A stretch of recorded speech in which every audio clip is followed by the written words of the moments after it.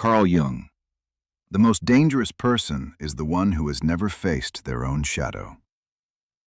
The most concerning thing about a highly empathetic person as they mature is not that they become hardened. It is that the version of them, the version other people once held in their hands like a string they could pull, is no longer there to be held. That was the person who felt compelled to explain everyone else's behavior. The one who forgave even what should never have been forgiven. The one who quietly absorbed all the heaviness, sharpness, and toxicity in the surrounding atmosphere, as though it were their natural responsibility. The one who felt guilty simply for having needs that differed from other people's expectations. That person is slowly fading away. There is no noise, no drama, no grand declaration, only a quiet transformation, so subtle that those around them notice it only when the old methods stop working.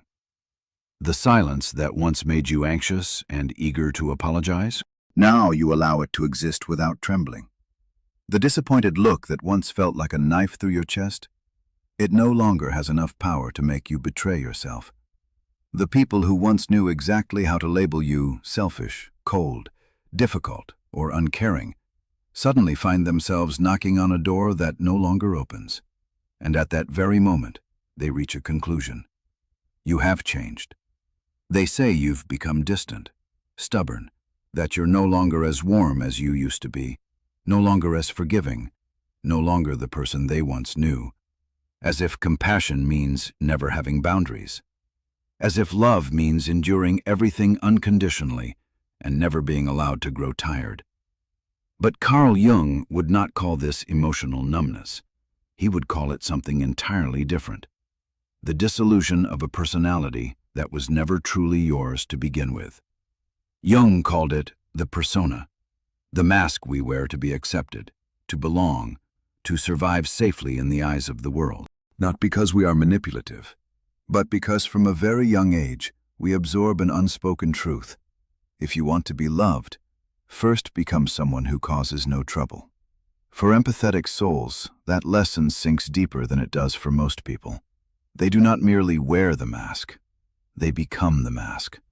The boundary between what am I truly feeling and what should I feel so that the other person won't be hurt grows blurrier and blurrier until one day it disappears altogether.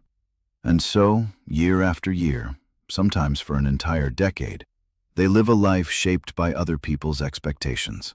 Until something happens, not a dramatic shock, not a carefully calculated decision, but simply because a human soul cannot remain compressed inside a shape that is too small forever. The persona begins to crack from within. Jung called this journey individuation. It is not the path to becoming more perfect, nor is it the path to becoming stronger in the conventional sense.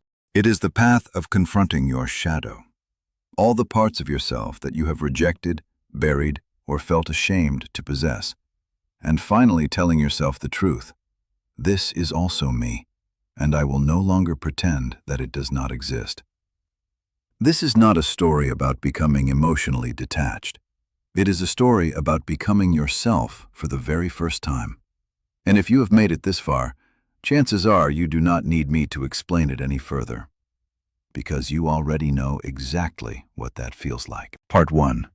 The true self left behind. Beneath the perfect mask, there is a truth that very few people realize until they have already traveled halfway through life. The thing that exhausts us most is not what we do, it is what we have to pretend to be. Many deeply empathetic people enter this world with a unique gift. They can sense what others leave unsaid. They notice the slightest changes in someone's tone of voice. They feel the sadness hidden behind a smile. They detect disappointment beneath words that seem perfectly ordinary. As children, this ability was a gift, but in environments filled with tension, criticism, or emotional instability, that gift gradually became a survival mechanism. The child learns to observe carefully. They learn to anticipate other people's moods. They learn to adjust themselves to avoid conflict. They learn to become the version of themselves that is easiest for others to accept. And little by little, a new identity is formed. Not their true self, but the person they believe they must become in order to be loved. Carl Jung called this identity the persona. The persona is not inherently bad. It is a necessary part of social life. We all need certain roles in order to interact with the world. The problem begins when that role becomes a prison. When a mask is worn for too long, the person wearing it begins to forget the face beneath it. Many empathetic people live this way for decades. They become the one who is always willing to help, the one who is always understanding, the one who always compromises, the one who keeps the peace, the one who is always there when others need them. From the outside, it looks admirable, but on the inside, something is slowly being drained away, because there is one question they rarely dare to face. If I stop pleasing everyone, will anyone still love me? This fear quietly operates behind many behaviors that even they fail to recognize. They are not always kind simply because they want to be kind. Sometimes they are kind because they fear rejection. They do not always sacrifice because they possess an exceptionally generous heart. Sometimes they sacrifice because they fear the guilt that comes from putting themselves first. They do not always agree because they genuinely agree. Sometimes they agree because they fear the discomfort that might arise if they spoke their truth. And so life becomes a performance so sophisticated that even the actor begins to believe it is who they truly are. But the soul cannot be deceived forever. At some point, usually after repeated disappointments, after relationships that leave them emotionally depleted, after years of giving far more than they receive, a strange feeling begins to emerge. They are tired, not physically tired, but existentially tired. A weariness that comes from constantly being the person everyone else expects them to be. They begin to realize how much energy they have spent maintaining an image, and how little energy they have spent actually living. That is the moment when the first cracks begin to appear in the mask. What is fascinating is that this awakening rarely arrives like a lightning strike. It comes quietly. One day, they no longer feel the need to explain themselves. One day, they no longer feel the need to prove themselves. One day, they no longer feel compelled to chase anyone's approval, not because they have become cold or indifferent, but because they are beginning to understand that their worth can no longer depend on the opinions of others. This is the stage Jung described as the shift from an outward-directed life to an inward journey, a return, not a process of becoming someone new, but of remembering who you were before the world told you that you had to be someone else. And it is precisely here that the people who once benefited from your compliance begin to feel uncomfortable, because they were never truly attached to your authentic self. They were attached to the convenient version of you. The version that always said, "That's okay." The version that always gave in. The version that was always available. The version that was always willing to sacrifice itself to keep others comfortable. When that version begins to disappear, they feel as though they are losing control. But in reality, they are simply losing a privilege they never realized they had. And this is where the real journey begins. Not the journey of becoming stronger, not the journey of becoming more admired, but the courageous journey of a human being willing to remove the mask that protected them for so many years. Because in the end, the most frightening thing is not allowing others to see who you truly are. The far more frightening possibility is spending an entire lifetime trapped inside an identity created for survival, and leaving this world without ever meeting yourself. And when empathetic people begin to reconnect with that authentic self, something incredibly important also begins to happen. The invisible strings that once controlled them through guilt, obligation, and the need for approval gradually lose their power. That is why this is the first sign that an empathetic person is entering the deepest stage of maturity in their life. And it is also why the people who once found it easy to influence them begin to feel that they can no longer control them the way they once did. Part 2. When innocence gives way to insight. You do not become cold. What actually happens is that you become more selective about where you place your warmth.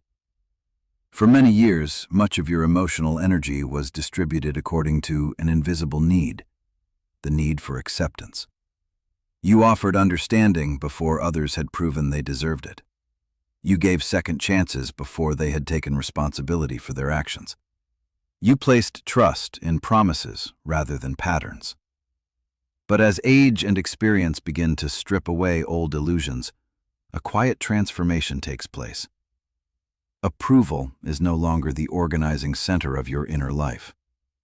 And in the space left behind by the need for approval, a new capacity begins to emerge.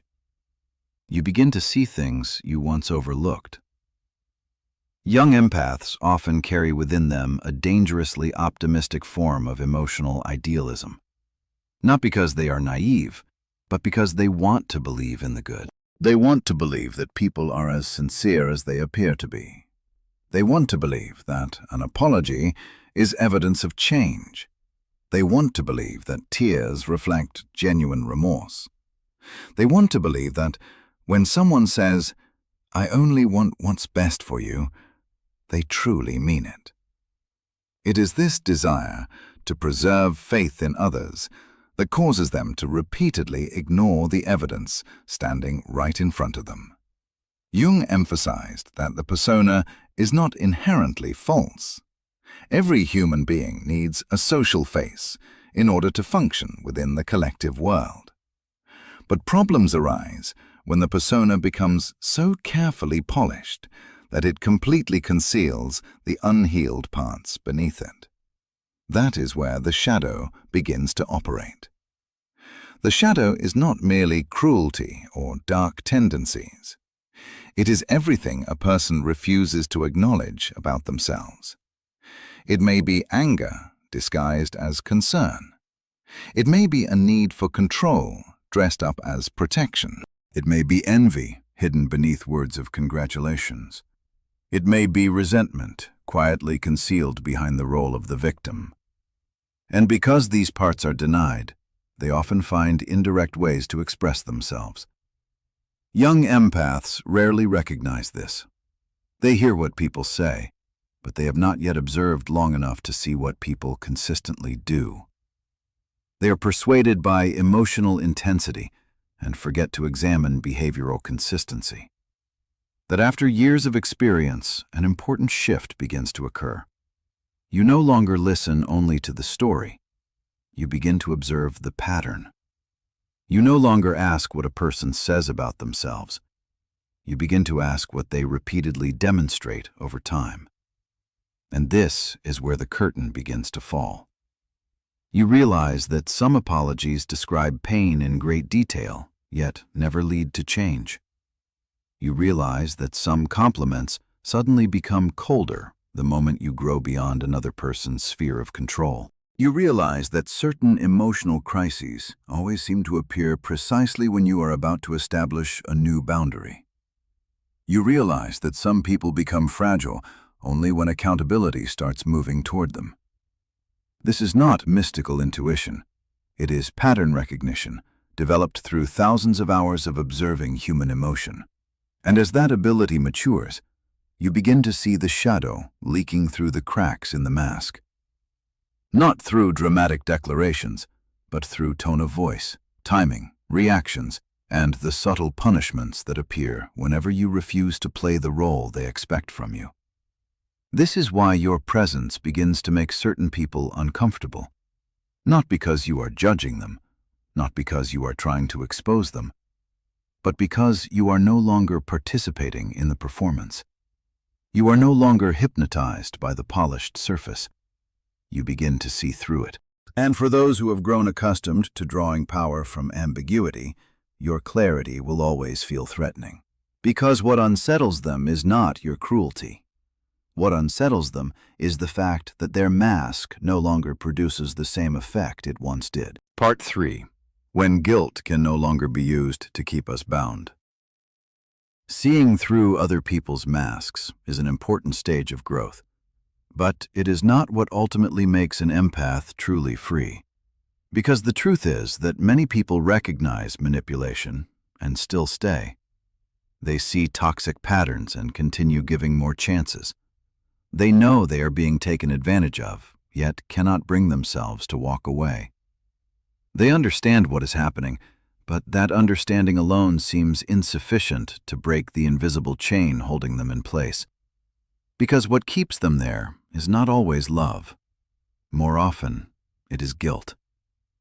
It is a quiet form of power, yet an incredibly powerful one. It does not shout, it does not force, it does not command.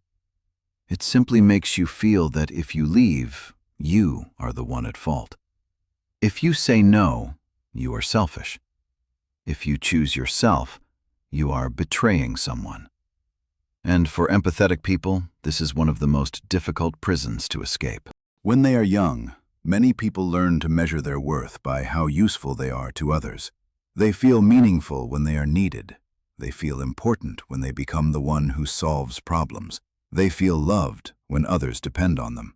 At first glance, this appears noble, but beneath the surface lies a dangerous bargain.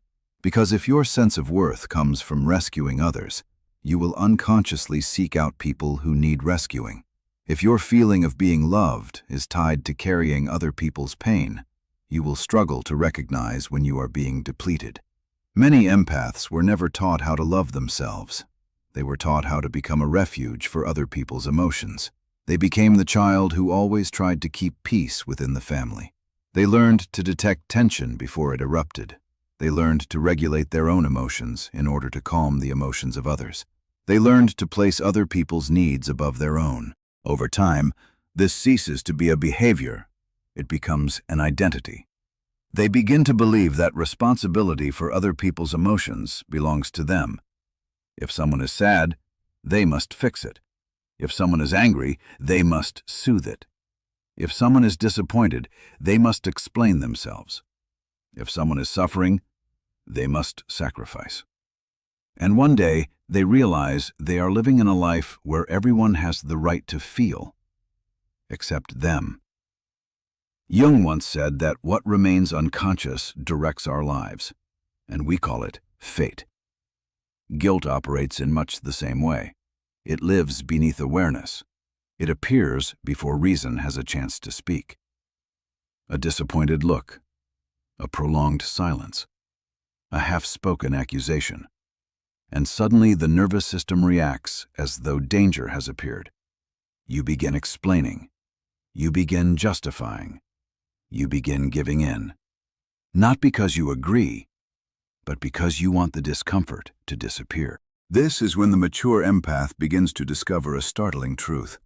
Not every feeling of guilt is the voice of conscience. Some forms of guilt are merely the residue of conditioning. Some forms of guilt were created by roles you were never meant to carry. Some forms of guilt arise because you have become so accustomed to self-sacrifice that any act of self-protection feels wrong. And once this realization arrives, the entire inner world begins to change. You no longer react immediately to guilt. You begin to question it. Did I actually do something wrong? Am I taking responsibility for my actions? Or am I taking responsibility for someone else's emotions? Is this a genuine moral obligation, or merely an old pattern being activated? These are the questions that shake the foundations of many relationships. Because many relationships were never built on freedom. They were built on obligation. They were built on the fear of disappointing others. They were built on one person constantly giving, while the other constantly received. And when you begin questioning that invisible contract, those who have benefited from it often react intensely. Not because you have become worse, but because you are no longer as easy to control. The mature empath gradually understands that helping someone and carrying their life are two entirely different things. Loving someone and taking responsibility for every choice they make are two entirely different things. Compassion does not require self-destruction. Kindness does not demand submission. And loyalty does not mean remaining in places that continually wound your soul. This is when a new kind of strength emerges. a strength that does not come from toughness, not from anger, not from defeating others, but from the ability to sit with guilt without allowing it to dictate your actions. You still feel it, you still hear its voice, but you no longer kneel before it. You can love without rescuing. You can care without carrying. You can say no without explaining yourself for hours. You can leave without proving that you are a good person. And this is the moment when many people begin saying that you have changed. The truth is, you have not changed. You have simply stopped betraying yourself in exchange for other people's approval. Some will call it selfishness. Some will call it coldness. Some will call it indifference. But more often than not, those labels do not reflect who you are. They reflect their sense of losing control. Because when guilt no longer opens that door, they are forced to confront something they have always avoided. You never belonged to them, and your energy was never something they had the right to possess. Part 4. When energy no longer leaks into meaningless things. Something very strange happens when an empath begins to break free from the need to please others, escape the manipulation of guilt, and stop seeing it as their responsibility to save everyone. They suddenly feel alive again. Not in a dramatic way, not as some radiant rebirth filled with light, but like someone who has finally stepped out of a suffocating room after many years and, for the first time, realizes what fresh air actually smells like. They begin waking up with more energy. They regain their ability to focus. They rediscover excitement for the things that once made their heart come alive. And that often confuses them, because for years they believed they were exhausted simply because life was difficult. They thought age was draining their vitality. They thought the world itself was too heavy to carry. But eventually, they discover a different truth. They were never truly depleted. They were simply leaking energy. What many people fail to understand is that attention is not merely a function of the mind. It is a form of life energy. Whatever continuously receives your attention eventually begins consuming your life. Jung understood this deeply. When he spoke of libido, he was not referring merely to instinct or desire. He was describing the psychic energy that powers the entire inner life of a human being. It is the current that creates meaning, creativity, emotion, motivation, and the capacity for growth.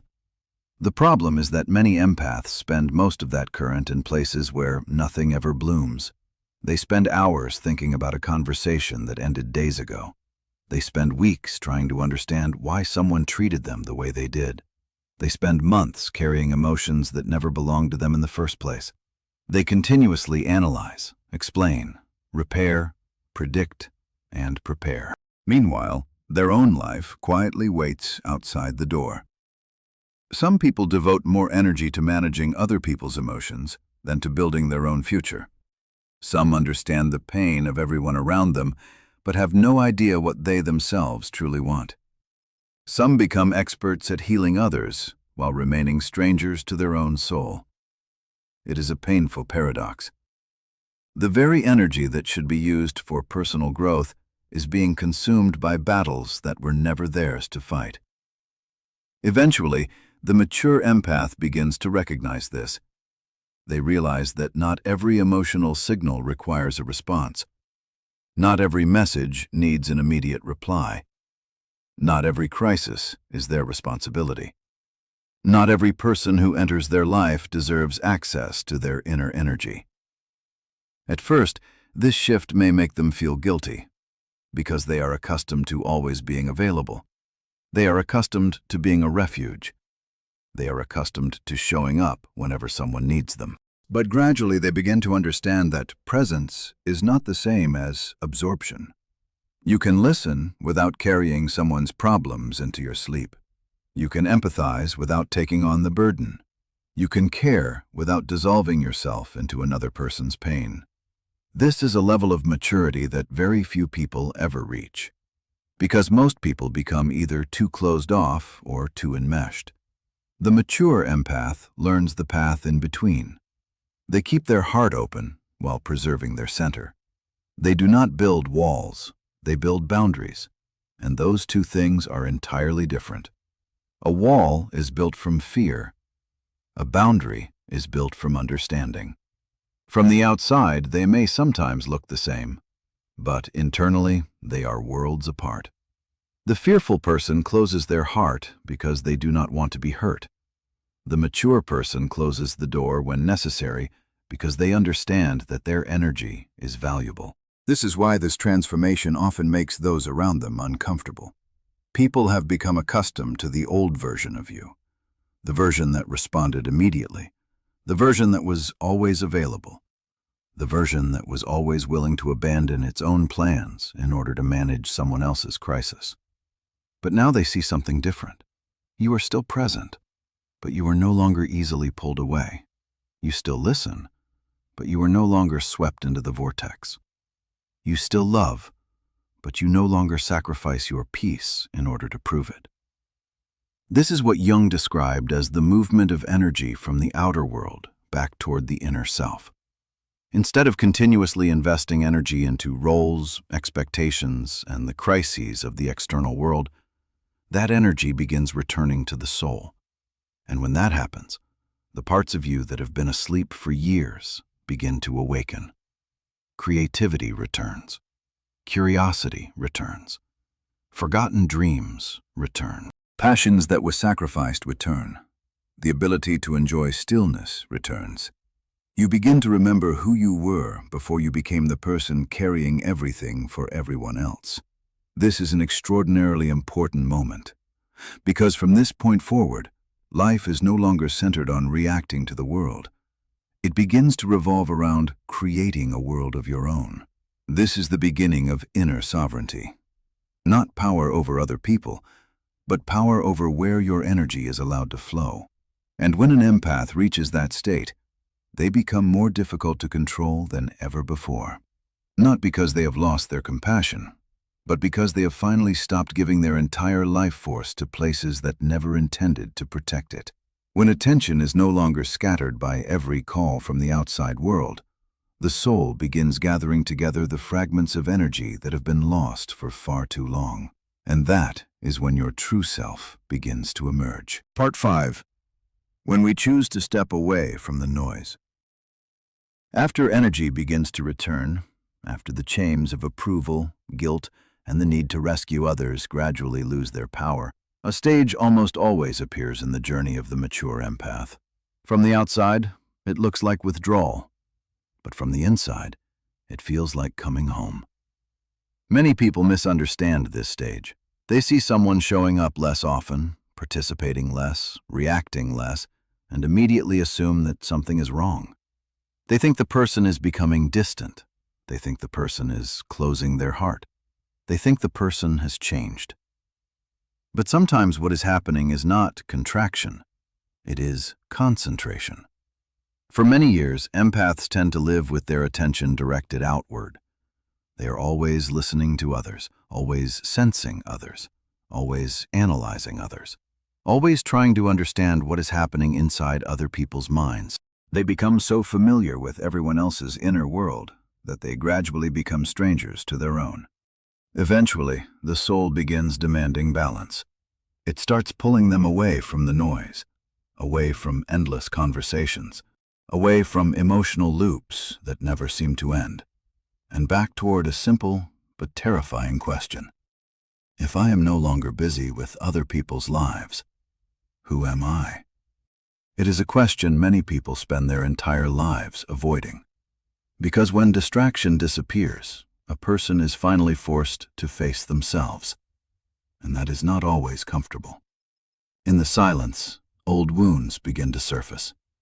Forgotten dreams begin to speak.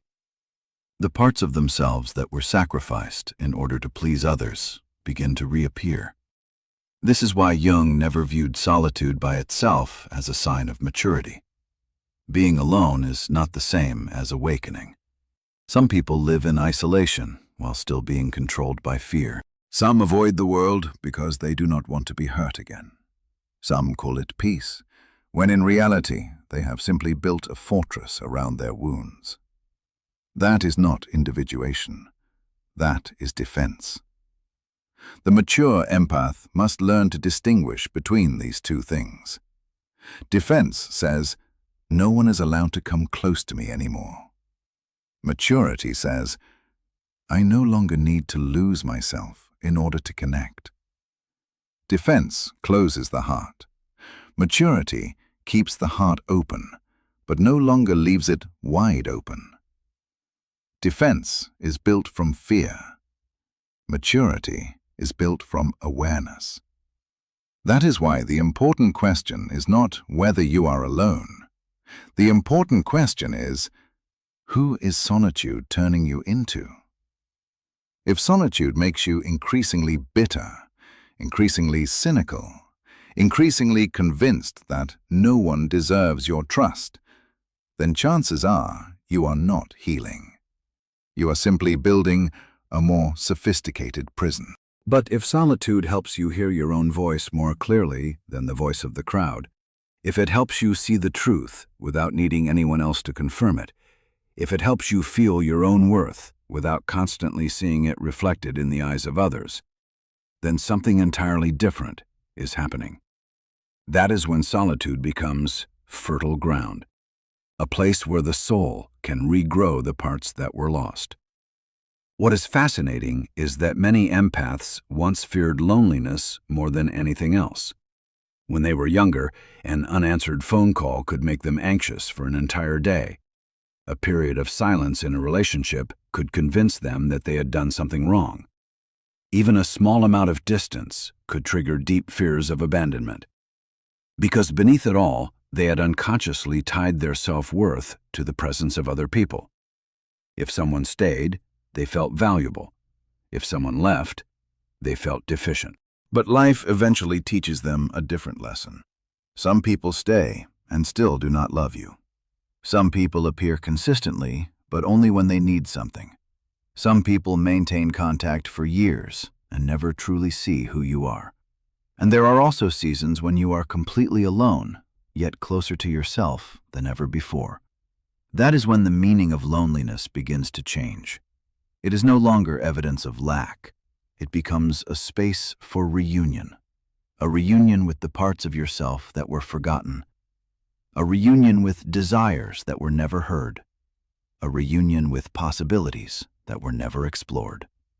And when that happens, an old form of power begins to dissolve. The power of abandonment. Because in the past, many people could control you simply by threatening to withdraw. They did not even need to say it out loud. They only needed to become slightly colder, create a little distance, make you feel as though the connection was slipping away. And you would automatically chase after them, automatically explain yourself, automatically repair the relationship, automatically sacrifice another piece of yourself just to keep them from leaving. But once you learn how to be alone without feeling as though you were disappearing, that game comes to an end. You no longer return to places that hurt you simply because you fear the empty space. You no longer call chaos love simply because it makes you feel noticed. You no longer confuse emotional intensity with genuine intimacy. Because at last, you discover something you never knew before. Peace is not something that appears when someone chooses to stay with you. Peace appears when you stop abandoning yourself in order to keep others from leaving.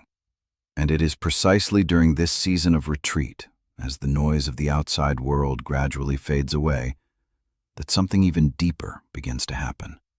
The person you truly are begins to emerge from the shadows. Not the persona, not the role, not the identity that was constructed for survival, but the authentic self that has been waiting for years to finally live. Part 4. When time starts working for you. After a few years of staying consistent, something very strange begins to happen. At first, you do not notice it, because it happens slowly, very slowly. So slowly that if it were an action movie, the audience would have left the theater long ago. But then one day, you open your investment account, And for the first time, you have to look at the number twice, not because the account is broken, but because there is more money in it than you expected. 5 years, about $8,000, 10 years, more than $20,000. At this point, your investment account starts to feel a little like a child. When it was first born, it could not do much except cost you money. But as it grows older, it gradually starts taking care of itself. And then a new character enters the story. A character you barely noticed in the beginning. His name is compound interest, or more simply, money starts making money. Imagine it like this. For the first 10 years, you are the main worker. You go to work, you earn money, you contribute $100 every month. You are like a business owner doing every job personally. But after a while, you hire an employee. At first, this employee is not very productive. He earns a few $dozen a year, then a few $100. You barely notice that he exists. But as the years pass, this employee gets better and better. And then one day, he starts earning more money than you are contributing yourself. That is when compound interest begins to accelerate. You still invest $100 every month, but your account might grow by $120, $150, $200. Not because you worked overtime, not because you got a raise, not because you won the lottery, but because the money you accumulated in the past is quietly multiplying. This is when many people finally understand why wealthy people always talk about time. Not because they enjoy waiting, but because time is the hardest working employee in the world. It never asks for vacation, never takes weekends off, never needs coffee, never needs motivation, never needs to listen to inspirational podcasts at 6 o'clock in the morning. It does only one thing: turn money into more money. The interesting part is that by now, you start seeing money differently. In the past, you looked at $100 and thought, "What can I buy with this?" Now you look at $100 and think, "If I invest this, what could it become?" That is a very small shift, but it completely changes the way you make decisions, because now you no longer see money as a tool for consumption. You start seeing it as an employee. Every dollar bill is like a tiny worker. Its job is to go out into the world, work hard, and bring more friends back to you. It may sound a little strange, but that is exactly how many wealthy people think, while most people spend their entire lives working for money. They spend their time building an army of money that works for them. And the best part is that this army does not care whether you are sleeping, traveling, or lying on the couch watching a movie today. It keeps working, quietly, patiently, day after day. But this is still not the most fascinating part, because if you think $20,000 after 10 years is impressive, just wait until you see what happens after 20 years, 30 years, and 40 years. That is when this story goes from interesting to completely unbelievable. And before we bring today's video to a close, I want to leave you with one final reflection. Perhaps the greatest strength of an empath is not that they feel more deeply than other people. Perhaps it is that they eventually learn how not to lose themselves in what they feel. You do not become cold. You simply stop giving your heart to places that continually wound it. You do not become selfish. You simply realize that your life deserves the same care and attention as anyone else's. You do not become hard. You become whole. And when a person becomes whole, they are no longer easily controlled by the need for approval, by guilt, by the fear of abandonment, or by loneliness. That is not superiority. That is freedom.